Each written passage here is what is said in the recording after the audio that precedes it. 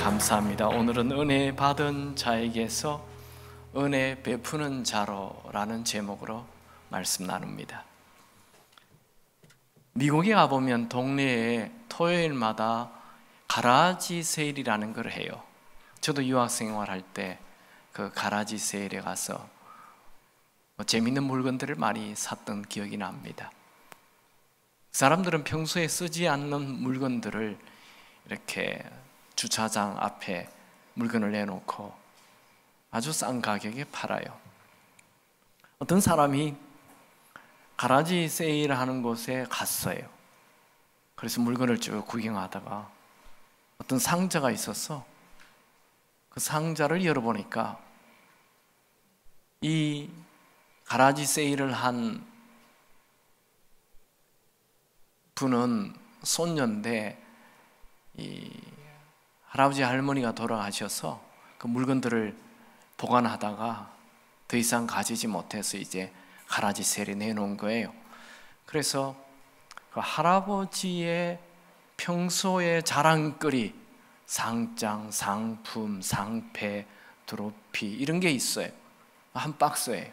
이거 얼마냐 물어봤더니 10불, 10,000원이에요. 자기 평생 고생해서 자랑거리 만들어놨는데 그게 남들에게는 쓰레기가 되어서 10,000원에 팔아요. 그것도 안 사가요. 인생의 허물을 느끼는 거죠. 여러분들이 그렇게 중요하게 생각한 것, 그것 지나가 보면 아무 쓸데없는 것이 됩니다. 우리 어르신들 요즘 사진 많이 찍으시죠? 그 사진 아무도 안 봅니다. 내 죽으면 끝이에요. 그게 허무라고요. 인생의 허무에 대한 문제는 어제 오늘의 문제가 아닙니다. 세상에서 가장 지혜롭다고 말하는 솔로몬도 이미 3000년 전에 전도서 1장 2절에 인생은 헛되고 헛되며 헛되고 헛되니 모든 것이 헛되도다, 허무를 얘기했어요. 120년의 인생을 산 모세는 이 허무를 해결하는 글을 남겼죠. 그가 남긴 시 한 편, 시편 90편 14절에 보면 아침에 주의 인자하심이 우리를 만족하게 하사 우리를 일생 동안 즐겁고 기쁘게 하소서. 이게 인자심이 헤세드, 은혜죠. 하나님의 인자심이, 하나님의 은혜가 우리에게 부어져서 우리 인생이 허무가 아니라 만족한 삶이 되게 하옵소서. 저는 대학 시절에 문학을 공부했습니다. 근데 문학을 공부해 보면 고전주의부터 시작해서 낭만주의, 자연주의, 사실주의, 마지막에 허무주의가 나와요. 모든 문학은, 모든 책은 허무를 말해요. 허무를 어떻게 해결하냐 이거예요. 답이 없어요. 근데 성경은, 모세는 은혜로 허무가 아닌 만족한 삶이 된다 말씀합니다. 저는 나이 60이 되어서 이제 이 은혜가 중요하구나 이걸 깨달았어요. 그래서 원래 은혜 안에서 이긴다 이제 알았어요. 은혜가 이렇게 중요한지. 성경은 창세기 1장부터 계시록 끝장까지 전부 다 은혜 얘기예요. 이 우주가 만들어진 것도 하나님의 은혜예요. 우리가 이 태어난 것도 하나님의 은혜예요. 죄 많은 우리를 위하여 예수님 오신 것도 은혜예요. 예수님이 다시 오시는 것도 은혜예요. 성경은 전부 은혜를 말합니다. 은혜가 없다면 우리는 1초도 살 수 없어요. 이 은혜가 얼마나 중요한지. 새에게 숲이 중요하고 물고기에게 물이 중요하다. 우리에게는 은혜가 중요합니다. 예수님의 12제자 중에 나는 은혜 받은 자다, 내 이름은 은혜다 하며 외친 사람이 하나 있어요. 누구죠? 눈치채셔야 되는데 오늘 본문이 어디 나옵니까? 마태예요. 마태. 내 이름은 은혜야. 마태는 어떤 사람입니까? 은혜 받은 자였습니다. 마태는 원래 세리라는 직업을 가졌죠. 그는 이 깊은 허무에 빠져 살다가 은혜 받고 완전히 다른 인생을 산 사람이 되었습니다. 자, 우리 말씀 봅시다. 마태복음 9장 9절 다 같이 읽습니다. 예수께서 그곳을 떠나 지나가시다가 마태라는 사람이 세관에 앉아 있는 것을 보시고 이르시되 나를 따르라 하시니 일어나 따르니라. 마태는 그 당시 직업이 세리였어요. 세무공무원. 로마 시대에는 세리가 두 부류가 있어요. 첫 번째 이 세리는 로마인이에요. 이 사람은 아주 힘이 세요. 이 사람들은 직접세를 거두어요. 직접세라는 것은 토지세, 인두세. 요건 그냥 딱 정해진 거예요. 근데 두 번째 이 로마인 밑에 있는 로마의 하수인 세리들이 있는데 이 사람들은 유대인들이에요. 로마의 앞잡이들이에요. 이 사람들은 간접세를 거두었어요. 그러니까 이렇게 짐을 가지고 도로를 통과할 때 통행세를 받는 거예요. 이건 그냥 코에 걸면 코걸이, 귀에 걸면 귀걸이에요. 자기 마음대로예요. 그걸 보고 100원 부를 수도 있고 만원 부를 수도 있는 거예요. 그런데 이 간접세를 거두는 이 세리들은 유대인인데 유대인들의 돈을 뜯어먹는 거예요. 착복하는 거예요. 로마인들에게는 아부를 하고 유대인들에게는 아주 크게 부풀려서 세금을 부과해서 자기의 호주머니를 채웠던 그런 아주 매국노와 같은 나라를 팔아먹는 사람이죠. 그래서 예수님 당시에 죄인의 대명사가 누구냐? 남자는 세리, 여자는 창기였어요. 그래서 이 세리와 창기는 언제나 두 단어가 붙어 다니는 거예요. 같은 죄인 부류입니다. 유대 사회는 이 세리를 얼마나 멸시했는지 이 세리가 주는 돈은 유대인 거지들도 받지 않았다. 그렇게 기록이 되어 있어요. 마치 우리 한국 옛날 일본 치하에 있을 때 일본 앞잡이들을 막 침을 뱉었잖아요. 욕을 했잖아요. 그거와 똑같은 사람들이 이 세리들이에요. 이 마태 세리의 이름은 원래 마태가 아니에요. 레위였어요. 마가복음 2장 14절에 또 지나가시다가 알페오의 아들 레위가 세관에 앉아 있는 것을 보시고 그에게 이르시되 나를 따르라 하시니 일어나 따르니라. 여기 보면 이 마가복음, 누가복음 똑같이 알페오의 아들 레위라고 되어 있어요. 근데 원래 자기의 이름이 레위예요. 여러분 레위 하면 기억나는 사람 누구죠? 야곱의 12 아들 중에 레위. 12 레위 지파가 되죠. 이 레위 지파가 제사장 지파가 되잖아요. 왜 제사장이 되었습니까? 출애굽해서 이제 광야에 갔는데 그들이 홍해를 건넌 이후 그 금송아지를 만들어 놓고 그 밑에 절을 냈죠. 근데 절을 안 한 지파가 하나 있었어요. 그게 바로 레위 지파예요. 그래서 하나님께서 이 레위 지파에게 제사장직을 줘요. 너희들은 앞으로 일하지 말고 그냥 성전만 돕는 자로 살아라. 그 축복을 주었어요. 신명기에 나와 있어요. 신명기 10장 8절에 그때에 여호와께서 레위 지파를 구별하여 여호와의 언약궤를 매게 하며 여호와 앞에 서서 그를 섬기며 또 여호와의 이름으로 축복하게 하셨으니 그 일은 오늘까지 이르니라. 그러니까 계속 레위는 레위로 제사장직을 하며 살라는 거예요. 그들이 인기가 점점 올라갑니다. 최고 인기가 올라갔을 때는 솔로몬이 성전을 지었을 때 이 레위인들의 인기가 최고였어요. 얼마나 사람들이 이 레위인들을 존경했는지 몰라요. 그런데 그들이 점점 인기가 떨어지죠. 언제? 바벨론 포로로 끌려갈 때 누가 신앙생활 제대로 하는 사람 없잖아요. 그 레위인들은 먹고 살 것도 없어요. 더더욱 지금 예수님 시대는 로마의 지배를 받으니까 대제사장 한 명을 제외하고는 다 이 레위인들, 제사장들이 비참하게 삽니다. 아주 가난하게 삽니다. 그러니까 레위 일을 안 하려고 하는 거예요. 제사장 안 하려고 해요. 이렇게 존경받았던 레위 지파의 가문에 태어난 레위인 마태가 유대인들의 조롱을 받는 세리가 되었다. 이건 엄청난 타락입니다.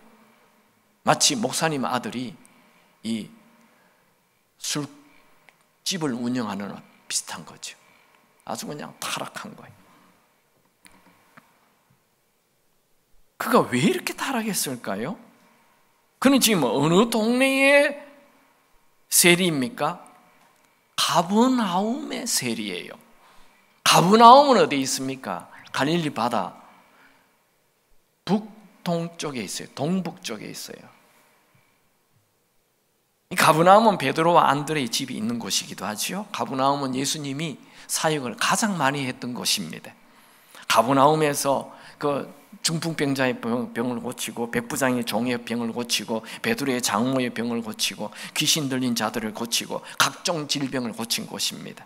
가버나움은 이렇게 예수님께서 수많은 기적과 사역을 하신 곳임에도 불구하고 예수님 말씀 믿지도 않고 회개도 하지 않으니까 예수님이 저주를 하죠. 마태복음 11장 23절에 가버나움아, 네가 하늘에까지 높아지겠느냐? 음부에까지 낮아지리라. 너에게 행한 모든 권능을 소돔에서 행하였더라면 그 성이 오늘까지 있었으리라. 무슨 말입니까? 너희 가버나움은 소돔 성보다 더 악하다, 이런 말이에요. 예수님께서 악하다 한 그 가버나움의 세리였어요, 마태가. 그는 제사장이 되어야 하는데 정반대로 세리가 되어버렸어요. 그는 분명 유대인이며 레위였기에 어릴 때 성경을 배웠고 성경도 암송 다 했어요. 하지만 예수님 당시 로마의 집에 살던 시대 제사장은 가난하였기 때문에 그는 가난이 싫다, 부모를 원망하며 그냥 돈 하며 돈을 향해 뛰어들어가 버렸어요. 마태는 돈을 벌기 위해 신앙도 버렸어요. 그런 돈과 하나님을 맞바꾸었습니다. 그렇다 해서 그가 무식한 사람은 아닙니다. 그 당시 세리가 되려면 적어도 3개국어를 해야 돼요. 그 당시 통용되는 아람어를 해야 됩니다. 예수님 아람어를 쓰셨습니다. 그리고 또 히브리인이니까 그가 히브리어를 해야 돼요. 또 로마인과 지금 소통을 해야 되니까 로마인들이 쓰는 헬라 말을 해야 돼요. 3개국어를 해야 되는 굉장히 똑똑한 사람입니다. 12제자 중에 어쩌면 제일 유식한 사람인지도 모릅니다. 세리는 또 계산을 잘해야 하고 장부 정리도 꼼꼼하게 해야 합니다. 마태는 이제 세리가 되어 나름대로 돈도 많이 벌었어요. 그러나 그에게는 이 참 만족이 없었어요. 오히려 마음 깊은 곳에 양심의 가책으로 죄책감이 있고 유대인들로부터 손가락질을 당하니 외로움과 수치심이 가득했습니다. 마태의 마음 깊은 곳에는 성공을 하고 돈은 벌었는데 허무가 밀려오는 거예요. 공허함이 있어요. 그런데 어느 날 예수님이 자기가 있는 이 세관에 직접 오셨어요. 마태가 예수님 찾아간 게 아니에요. 예수님이 마태를 찾아왔어요. 예수님의 관심은 마태의 직업이 아닙니다. 예수님의 관심은 마태가 과거에 얼마나 많은 돈을 떼먹었는지 그것 살피는 게 아니에요. 예수님의 관심은 지금도 죄 속에 앉아있는 마태라는 그 한 사람, 그 인격에 관심이 있었습니다. 예수님 보기에 마태는 병자였습니다. 세리라는 죄에 빠져 자신의 힘으로 빠져나올 수 없는 중병 환자였습니다. 여러분, 성경에 나오는 죽음이라는 단어, 창세기에 처음으로 죽음이라는 단어를 사용할 때 그 죽음의 뜻은 하나님과 분리되었을 때 죽음이라는 단어를 사용했죠. 그래야 예수님이 볼 때는 마태는 하나님과 관계가 끊어진 죽은 자, 사망한 자였습니다. 그는 부모의 말을 거역하고 자기 마음대로 사는 지독한 죄인이죠. 민족도 버린 매국노입니다. 그는 양심의 소리를 외면하는 뻔뻔한 자입니다. 그는 유대인의 눈으로 볼 때는 절대 구제할 수 없는 구제불능의 사람입니다. 여러분, 예수님은 지금도 지독한 죄인에게 가까이 가십니다. 그것이 은혜입니다. 중병 환자에게 최고의 의사, 명의가 찾아오는 것은 큰 선물이고 큰 은혜입니다. 마태가 예수님을 모시고 그리고 평소에 자기 주변에 있는 세리들을 다 모아 송별 잔치를 할 때 이것을 본 바리새인들이 예수님이 죄인들과 함께 식사하는 것을 보고 어찌 죄인들과 함께 식사하느냐 하며 비아냥거렸죠. 이때 예수님께서 아주 유명한 말씀하죠. 여러분 잘 아는 말씀 같이 읽을까요? 마태복음 9장 12절 13절 같이 읽습니다. 예수께서 들으시고 이르시되 건강한 자에게는 의사가 쓸데없고 병든 자에게야 쓸데가 있느니라. 너희는 가서 내가 긍휼을 원하고 제사를 원하지 아니하노라 하신 뜻이 무엇인지 배우라. 나는 의인을 부르러 온 것이 아니요 죄인을 부르러 왔노라 하시니라. 예수님은 자기 스스로 의롭다고 생각하는 바리새인들에게는 찾아가지도 않습니다. 그러나 스스로 죄인임을 아는 자에게는 은혜를 베푸시는 분이십니다. 여러분, 바리새인들처럼 잘난 나에겐 절대 은혜가 없다는 것을 기억하십시오. 반면에 예수님은 세리처럼 자신이 죄인인 줄 아는 자에게는 은혜를 베푸십니다. 세상 사람도 그런 얘기를 하죠. 잘난 자에게는 운이 따르지 않는다.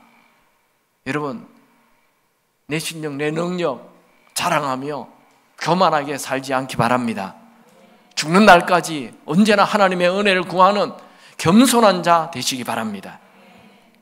여기에 예수님은 긍휼을 원한다 말씀하는데 긍휼은 바로 구약의 헤세드, 즉 은혜입니다. 마태는 예수님께서 나는 의인을 부르러 온 것이 아니요 죄인을 부르러 왔다 말씀하실 때 귀를 의심했습니다. 그 당시 그렇게 뜨는 핫한 랍비 예수님이 죄인을 찾으러 다닌다고요? 가슴이 뛰었습니다. 여러분, 예수님께서 건강한 자에게 의사가 필요 없고 병든 자에게 필요하다 이 말씀 바로 나를 위한 말씀입니다. 내가 병든 자입니다. 내가 죄의 병에 걸린 자입니다. 내가 죄의 중독에 빠진 자입니다. 내가 절망의 늪에 빠진 자입니다. 내가 죄책감의 늪에 빠진 자입니다. 내가 중병 환자입니다.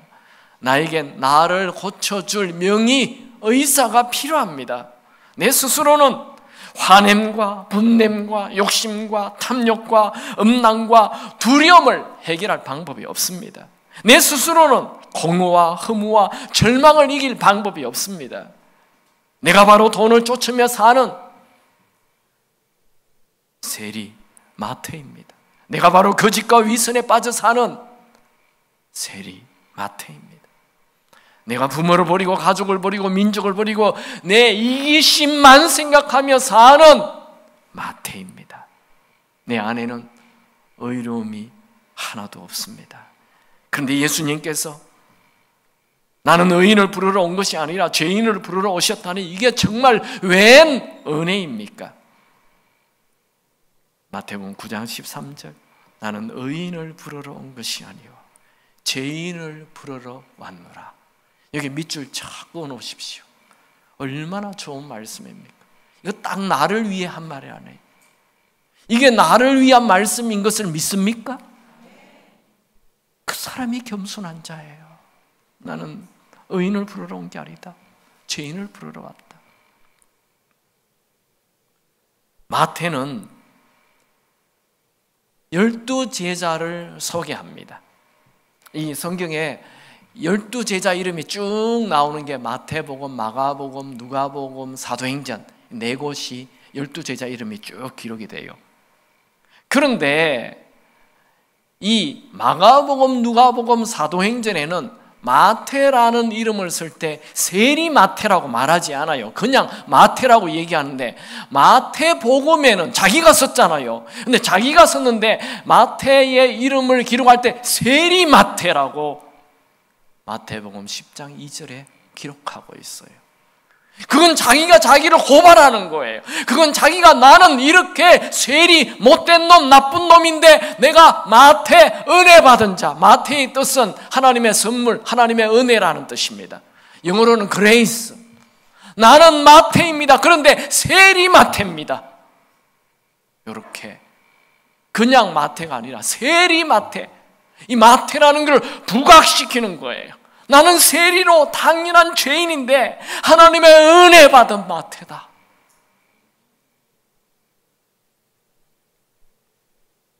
마태는 하나님의 은혜 받은 자입니다.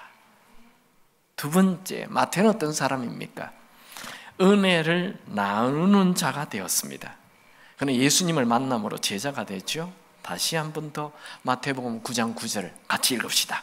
예수께서 그곳을 떠나 지나가시다가 마테라 하는 사람이 세관에 앉아 있는 것을 보시고 이르시되 나를 따르라 하시니 일어나 따르니라. 여기 보면 예수님이 마태에게 나를 따르라 하니까 그냥 일어나 따라가 버려요. 이건 뭘 얘기합니까? 그만큼 그의 마음이 이미 준비가 되어 있다는 거죠. 그만큼 그는 이 돈에 빠져 있는 이 자체가 행복을 주지 않는다는 걸 너무 잘 알고 있고 지금 깊은 허무 속에 있다라는 말입니다. 마태는 조금 전에 예수님께서 가버나움에서 자기가 사는 동네에 이 중풍병자를 이렇게 지붕을 뚫고 내려서 치유해 주었다는 사실을 들었어요. 그게 지금 자기를 부르기 직전에 일어난 일이에요. 한 동네니까 소문이 쫙 나는 거죠. 그런데 예수님이 이 중풍병자의 병을 치유하기 전에 너의 죄사함을 받았다. 이 말씀을 먼저 하셨어요. 그게 소문이 쫙 난 거예요. 병이 치유된 것보다 그게 더 큰 사건이에요. 예수님이 사람들의 죄를 용서해 주신다. 그 말을 들었을 때 내 죄도 용서해 주시겠구나 라는 확신이 생겼어요. 예수님이 그에게 오셔서 나를 따르라 이렇게 말할 때 그 음성은 마치 나사로가 무덤 안에 있는데 예수님께서 나사로야 일어나라 나오라 하는 그 말씀과 같았어요. 이 돈이라는 무덤 속에 갇혀있는 그에게, 캄캄한 삶을 살고 있는 그에게, 돈에 찌들어 살고 있는 그에게 예수님이 나를 따르라는 그 말씀은 환한 빛으로 다가왔어요. 허물을 해결해주는 음성으로 다가온 것입니다. 마태는 예수님 말씀에 자신을 꽁꽁 묶고 있던 죄의 돈의 쇠사슬을 끊고 예수님을 따랐습니다. 그런데 이 마태복음에는 일어나 따르니라 이렇게 기록했는데 누가는 이것을 다르게 기록을 해요. 누가복음 5장 27절 28절 같이 읽을까요? 그 후에 예수께서 나가사 레위라 하는 세리가 세관에 앉아있는 것을 보시고 나를 따르라 하시니 그가 모든 것을 버리고 일어나 따르니라. 아니 마태복음에는 자기가 썼잖아요. 마태가 마태복음을 썼습니다. 마태복음에는 일어나 따르니라 이렇게 되어 있고 누가는 모든 것을 버리고 따랐다 이렇게 기록되어 있어요. 누가 맞아요? 누가 맞아요? 누가가 맞죠. 모든 걸 버리고 따랐어요. 그런데 마태는 왜 그냥 일어나 따르니라 이렇게 기록했을까요? 그것은 예수님이 너무 컸어. 예수님을 따르는데 내 모든 것을 버리고 따랐다. 그런 말 하면 안 돼. 나는 그냥 예수님을 따라서 이 모든 것은 하나도 안 중요해. 나는 예수님이 너무 커. 예수님을 따라. 그래서 그는 그냥 일어나 따르니라. 또 한 구절 더 그런 게 나와요. 그게 뭐냐면 마태가 이제 송별 파티를 하잖아요. 친구들을 불러놓고 예수님을 위해 음식을 장만하고 송별 파티를 하는데 그는 마태복음에 자기가 기록할 때는 어떻게 기록하느냐면 마태복음 9장 10절 11절에 예수께서 마태의 집에 앉아 음식을 잡수실 때에 많은 세리와 죄인들이 와서 예수와 그의 제자들이 함께 앉았더니 이렇게 말을 합니다. 이 잔치에 대해서 그냥 자기는 예수님이 자기 집에 와서 음식을 먹었다 이렇게 기록을 했는데 누가는 그렇게 기록하지 않아요. 누가복음 5장 29절에 보면 레위가 예수를 위하여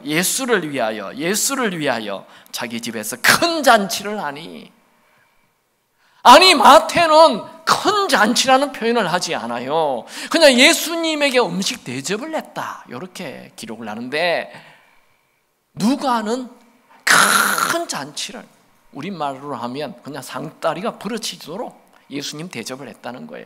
그렇게 큰 잔치를 치루었으면 나는 예수님을 위해 큰 잔치를 배설했다 이렇게 써야 되는데, 마태는 그냥 예수님을 위해 음식 대접을 했다. 아무리 큰 잔치라도 예수님이 너무 크신 분이기 때문에 나의 이 섬김은 아무것도 아니야, 나는 예수님이 너무 좋아, 그걸 표현한 것입니다. 그는 예수님을 위한 섬김을 드러내거나 자랑하지 않았습니다. 여러분들은 예수님을 위해 좀 많이 드린 것 같습니까? 여러분들은 예수님을 위해 좀 많은 희생을 한 것 같습니까? 아직 예수님이 조그마한 분입니다. 예수님이 크게 느껴지는 사람, 예수님이 너무너무 감사하고 너무 큰 은혜를 베푼 분이라고 생각이 들면 내가 드린 것은 너무나 작은 거예요. 그 은혜에 비하면. 그렇게 되길 축원합니다. 그는 예수님이 너무 좋아 돈도 버리고 직업도 버리고 예수님이 그의 인생의 전부가 되었습니다. 그는 예수님을 이용하는 자가 아닙니다. 여러분들은 예수님을 이용하는 자가 아니라 예수님이 여러분의 삶의 전부가 되기를 축원합니다.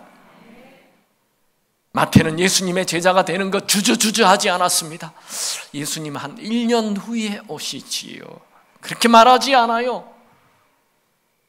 그는 머뭇거리지 않습니다. 바로 일어나 예수님을 따랐습니다. 마태가 예수님 말씀 한마디에 그렇게 중하게 여기던 돈을 다 내버려 두고 예수님을 그렇게 따를 줄 누가 상상이나 했겠습니까? 그만큼 그의 마음에는 깊은 허무가 있었다는 거죠. 마태는 예수님을 따르면서 그가 혼자 깊이 고민했던 허무가 사라지기 시작했습니다. 그는 예수를 따르면 따를수록 그의 마음의 열정이 점점 더 커져만 갔습니다. 그는 예수님 곁에 묵묵히 따라다니다가 사복음서의 첫 번째 책 마태복음을 기록합니다. 그는 마태복음을 기록할 때 이 사복음서 중에 제일 길게 기록하였습니다. 28장. 그 당시의 기록은 오늘날처럼 이런 A4 용지에 기록하는 게 아니에요. 양피지나 파피루스였어요. 양피지라는 것은 양을 잡으면 가죽을 양피지라 그래요. 양피지에 글자 몇 개 쓰겠어요. 그러니까 이 마태복음 28장이나 썼다는 것은 그가 양 수십 마리를 죽였다는 얘기입니다. 그는 엄청난 열정으로 마태복음을 기록하였습니다. 그는 세리로서 3개 국어를 잘하는 자였기에 헬라어로 마태복음을 한자 한자 정확하게 기록하였습니다. 그는 세리로서 평소에 세무장부를 정확하게 기록하는 습관이 있었기 때문에 예수님의 행동을 하나하나 아주 꼼꼼하게 기록하였습니다. 그는 세리였기에 화폐에 대해서도 정확하게 기록하고 통계에 대해서도 아주 정확하게 기록하였습니다. 그는 세리였기에 마태복음에는 품꾼의 비유, 빚 탕감의 비유, 가이사에게 세금 바치는 문제 등과 같은 돈에 대한 기사가 많이 나옵니다. 그는 원래 레위인이었기에 마태복음을 기록할 때 구약 성경 인용을 굉장히 많이 하였습니다. 여러분, 하나님이 우리에게 주신 은사, 재능, 탤런트는 하나님을 위해 쓰시도록 주신 것입니다. 심지어 우리에게 허락하신 모든 고난조차도 하나님은 반드시 합력하여 선을 이루시며 쓰실 것입니다. 하나님은 우리에게 작은 것 하나라도 주님께 드릴 때 그것을 큰 도구로 사용하십니다. 마태복음에는 예수님에 대하여 예수님이 왕이심을 말씀합니다. 마태복음은 자기가 유대인들에게 빚을 졌기 때문에 유대인들을 위한 책이 마태복음이었습니다. 사복음서는 다 달라요. 마태복음은 유대인들을 위해서 기록했고, 마가복음은 로마인들을 위해서 기록했고, 누가복음은 헬라인들을 위해서 기록했고, 요한복음은 모든 이방인과 유대인 전체를 향해 기록했어요. 그 사복음서 좀 다른데, 마태는 이 자기가 유대인이므로 유대인들에게 진 빚이 너무 많아 마태복음을 유대인들을 위해 기록한 것입니다. 한 유명한 가수가 있었습니다. 그는 시카고 방송국 프로그램 편성자였습니다. 그는 어릴 때 예수를 믿었습니다. 그러나 이 사람은 가수로 인기가 높아지면서 예수님을 잊어버리기 시작했습니다. 그리고 오랫동안 예수 없이 세상에 푹 빠져 살았습니다. 그러던 어느 날 갑자기 마음이 쓸쓸해지고 허무가 밀려왔습니다. 사람은 참 이상하죠. 모든 걸 다 가지면 행복한 게 아니고 허무가 밀려와요. 그 해밍웨이도 그랬잖아요. 그가 세계 대부호로, 아니 어마어마한 그런 노벨 문학상을 타고 유명한 사람이 되었을 때 허무가 밀려와서 자살해버렸죠. 어쨌든 이 세상의 성공은 허무를 가져다 줍니다. 그는 가수로 너무 유명해지니까 허무가 왔어요. 마침 그때 시카고 대형 운동장에서 큰 영적 대각성 집회가 열렸는데 자기도 모르게 그 집회에 참여를 했어요. 강사 목사님의 설교를 통해 마음이 뜨거워졌어요. 어릴 때 믿었던 예수님을 다시 찾게 되었습니다. 그런 마음속으로 생각하기를 나는 돈도 인기도 얻었지만 내 인생의 목적이 없구나. 그날 밤 그는 다시 하나님에게 자신의 인생을 드리기로 결심했습니다. 그가 집으로 돌아왔습니다. 그가 집으로 돌아왔을 때 그의 책상 위에는 어머니가 한번 작곡해보면 좋겠다는 가사를 주었습니다. 그 가사가 놓여 있었어요. 그는 그 가사를 작곡하려고 합니다. 그때 마침 방송국에서 전화가 왔어요. 그 전화 내용은 다시 전속 계약을 맺으면 지금까지 받았던 돈의 배를 주겠다는 거예요. 그는 이렇게 말했습니다. 미안하지만 오늘 밤 저는 제 목소리를 주님께 드리기로 결정했습니다. 앞으로 제 목소리는 주님의 영광을 위해 쓰여질 것입니다. 그는 전화를 끊은 이후 계속 작곡을 하였습니다. 그리고 위대한 곡이 탄생되었죠. 주 예수보다도 귀한 것은 없네. 이 세상 부귀와 바꿀 수 없네. 영죽을 내 대신 돌아가신 그 놀라운 사랑 잊지 못해. 세상 즐거움 다 버리고 세상의 자랑 다 버렸네. 주 예수보다 귀한 것은 없네. 예수밖에는 없네. 이 사람이 바로 그 유명한 조지 베버리 쇠하입니다. 그는 그 이후 미국의 각주와 185개국에서 찬양과 간증 집회를 하였고 2억 2,200만 명의 청중들 앞에서 찬양을 부른 기록으로 기네스북에 올랐고 102세의 그래미 평생 공로상을 받았습니다. 여러분, 우리에게 주신 은사, 나를 위해 쓰면 타락하고 망할 수밖에 없지만 나에게 주신 은사, 주를 위해 쓰면 하나님이 우리를 높여주시고 우리를 귀하게 쓰실 것입니다. 말씀을 정리합니다. 인생은 나 자신만의 유익을 위해 살면 허무에 빠집니다.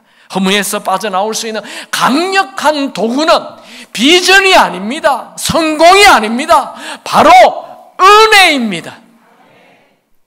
마태는 어떤 사람입니까? 첫 번째, 마태는 매국노 세리에서 은혜 받는 자 마태가 되었습니다. 그는 제사장 가문의 레위로 태어났지만 하나님보다 돈에 집착하며 세리가 되어 돈에 묻혀 살다가 허무에 빠졌습니다. 모든 유대인들이 비난과 멸시를 하는 그에게 예수님이 찾아오셨습니다. 놀라운 은혜였습니다. 그는 예수를 만난 뒤 그의 이름을 은혜 받은 자로 마태로 바꾸었습니다. 그는 평생 은혜 받은 자로 살았습니다. 그가 쓴 책 마태복음에는 예수님의 족보가 나오는데 예수님의 족보는 마태복음, 누가복음 두 곳 다 나와요. 그런데 마태복음에는 누가복음에 없는 예수님 족보에 여자 이름이 5명 등장하지요.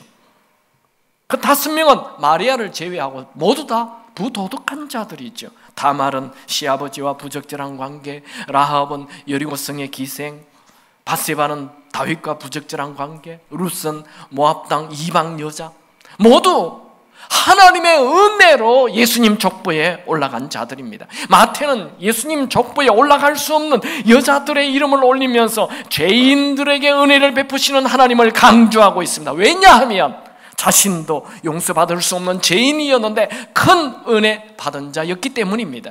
하나님은 누구에게나 은혜 베푸시길 원하십니다. 아무리 큰 죄인이라도, 아무리 사람들에게 손가락질 받는 사람이라 하여도, 아무리 큰 실수를 한다 하여도, 아무리 세상적으로 가치가 없는 자라 할지라도 하나님 앞에 나오면 은혜 베풀어 주십니다. 과거 얘기하지 마세요. 과거는 중요하지 않습니다. 지금 하나님 앞에 오면 하나님은 은혜 부어 주십니다. 예수님은 분명히 말씀하십니다. 나는 스스로 의인이라고 생각하는 자를 부르러 온 것이 아니라 스스로 죄인이라고 인정하는 자를 부르러 왔노라. 여러분, 오늘도 하나님은 여러분을 사랑하셔서 여러분에게 은혜 베풀어 주시기를 원한다는 것을 믿습니까? 여러분이 아무리 큰 죄를 지어도 하나님은 여러분을 포기하지 않습니다. 왜요? 여러분은 하나님의 아들과 딸, 하나님의 자녀이기 때문에 그렇습니다. 여러분에게 다시 한번 질문합니다. 여러분은 누구입니까? 바로 하나님의 사랑을 받기 위해 태어난 자들입니다. 여러분들은 무슨 일을 하든 하나님에게는 너무나 소중한 자입니다. 이사야 43장 4절, 네가 내 눈에 보배롭고 존귀하며 내가 너를 사랑하였노라. 가족을 버리고 부모의 속을 새기고 민족을 버린 세리마태를 사랑하신 하나님은 여러분을 사랑하십니다.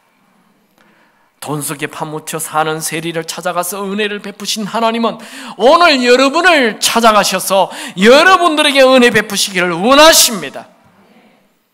여러분, 은혜 베푸시기를 원하는 하나님을 피하지 말고 하나님 앞에 나가 은혜를 구하고 은혜를 받는 자가 되십시오. 인생은 매일 하나님의 은혜를 받는 자로 살아야 허무가 사라집니다.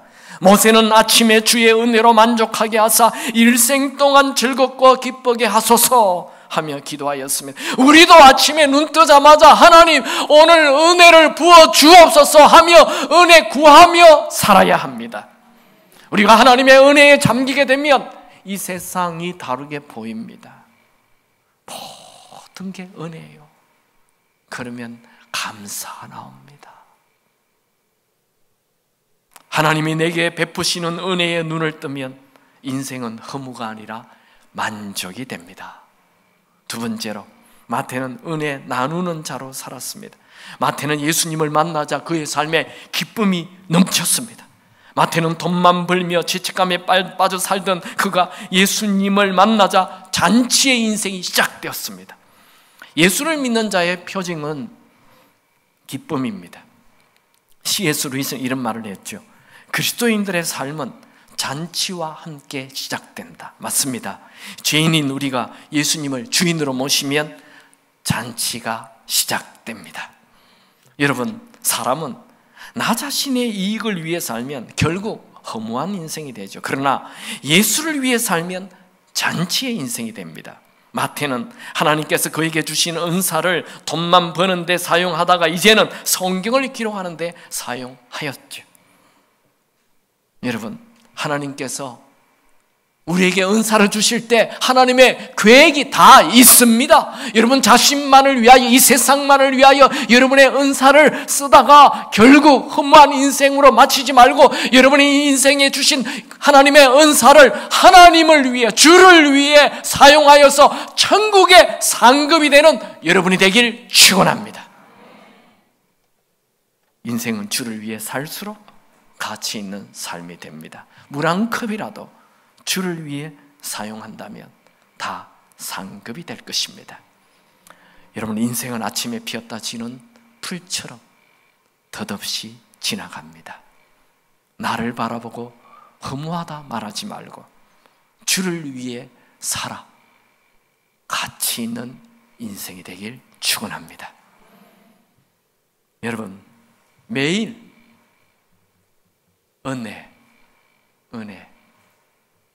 은혜를 바라보고 은혜 안에서 사시기를 축원합니다. 혹시 여러분 중에 지금 자학하는 분이 있어요? 절망하는 분이 있어요? 포기하는 분이 있어요? 그분은 하나님의 은혜가 있다는 걸 믿지 않는 자예요.